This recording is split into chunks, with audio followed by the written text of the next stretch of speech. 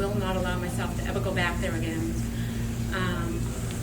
I remember when I bought these pants, they stopped selling them. And my fear was, oh my God, what am I going to wear? They're the biggest they sold. In the catalog, I couldn't even buy my clothing in a store. I had to order them online. And I was like in panic. And my husband, who's sitting in the back, brought me to a couple of seamstress tailors, and they wanted to charge $100 to make a pair of pants like this. Unbelievable. And I said no. And I wore them, and this was the last pair, and I saved these for good. All the other ones were all worn out. And there's a picture of me dressed up in one of those pictures. It was my stepson's wedding, and I was wearing these pants. I would have to say the main reason why I joined Weight Watchers, one was desperation. I had gotten to the point, I was not like many of the people that I've spoken before that was on medication. I was on no medication because I did not go to the doctors.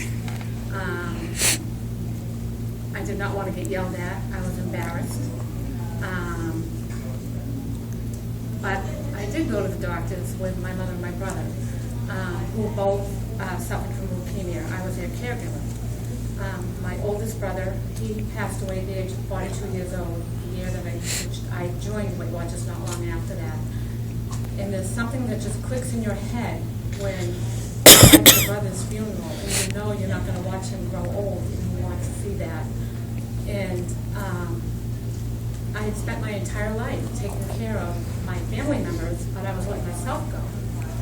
And they're just, at first of all, I was over 200 pounds at the age of 10. So I didn't know any better. And then I knew better, but I was spending so much of my effort on caring for the other ones that there was just no time to care for me. I was going to work, and I was coming home, and I was running to my mother's, and I was taking care of my mom. My daughter at the time, she was only 6 years old. We had taken on the responsibility of my stepson's baby. He's now ours. He's 17. I've had him since he was just before his 3rd birthday. And he's special needs. There was no time, I thought. And my thinking clicked when my brother passed away. If I don't start taking care of me now, who's going to be here for them? And so what you really have to do when you want to lose the weight, ultimately you have to do it for yourself. But for me, in the beginning, I could not rally doing it for myself because I didn't think I could ever get there. So I started for someone else. I wanted to see my daughter grow. I wanted to see her graduate from high school. I wanted to see her get married. I did it for my husband, who's a Vietnam vet, and I wanted to be there for him. And I did it for my step-grandson, Damien, who now calls me mom. His first mom, she was addicted to drugs. She was not there for him. How could I let myself go? How could I leave this earth and have him with another mom? I could not do that to him. I joined Weight Watchers. My first meeting, I was scared to death. I made jokes about myself. And every time it got to be my turn at the scale, I would go to the back of the line. I was afraid I would break the scale. Finally, there was nobody else in line, and I had to get weighed. And I made a joke. And the lady weighing me said, "You can laugh, I will not." She said, "It's not funny, and I know you're laughing because of your fear." She said, "I'm going to put this gold star in your book." She said, "Because you're coming back, and you're going to come back with a 5-pound loss." And I came back. And I've always been extremely shy. Part of that was hiding. I was always hiding behind someone in pictures, if I had my picture taken. I can remember as young as probably, 9, 10, 11, 12 years old, I hid behind my mother. I did not want people to see me. And it just got worse. It got to the point where, as I got married, I married my only boyfriend. As I got married, I continued to grow bigger and bigger. Depression of losing my mother and my brothers, and you got to the point where it hurt to move. actually didn't move, other than I would go to work and I would come home and the pain in my feet and legs were so bad that I could not stand.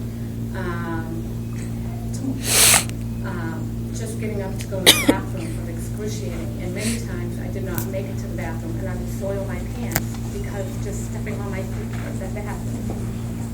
And I knew I had to do something, or I would be the next one home. And I joined Weight Watchers, and I have a lovely Rita Francine who's been my everything, and she won't take the credit for it, but she has what's kept me going. She's what's motivated me. She's what's made me believe in myself. And my friend Shelley that just walked in.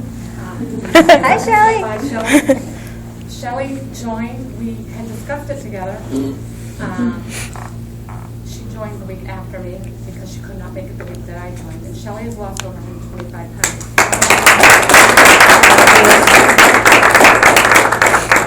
We have been together every week, every Tuesday, since we started in 2004. I probably have missed 5 meetings. In 3 of those meetings, I went somewhere else. 2 of those meetings I couldn't go because I was going to spread my germs. A lot of people that think that people that weigh over 300 and 400 pounds are that way because they're lazy. And that they eat too much, but what you have to realize that people that are that size, some of them are that size because they choose that size, but there are a lot of people out there that are that way because of things that have happened to them in their lives that they have not been able to deal with, and food is an outlet. And food was my outlet from a very young age. It's also an eating disorder. But I've decided that I love life more than I love food. And one of the things I do now is I play.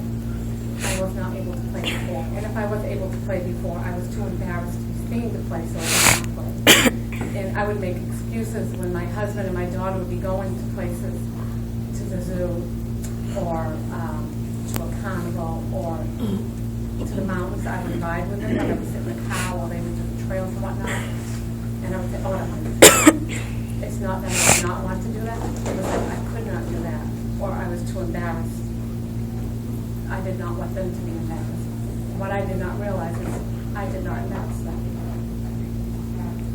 So now that I've lost weight, I made it my goal to have fun. I play. My grandchildren, they are my step-grandchildren, but they're my grandchildren. They call me their fun granny. I ride the scooters. I've been told by a neighborhood boy that I'm too old to ride a scooter. Because they watch me. And my 8-year-old grandson is chasing behind me. Grammy, it's my turn. I have learned a valuable lesson. When you're going over cracks, you must pull up on the handle. You will go over the handle. Ooh, that must have break. This summer, we went to Highland Park Zoo. I don't know if anybody's been there recently, but they have this amazing playground there, and I played on it. And they have a seesaw that holds 8 people, and I did the seesaw. It was awesome to finally be able to sit on a seesaw and go up in the air and not just get stuck on the bottom because you're so heavy nobody can lift you. And yes, that happened to me at a very young age. I zip-lined this summer. What an amazing feeling to be able to zip-line. And there is a weight limit.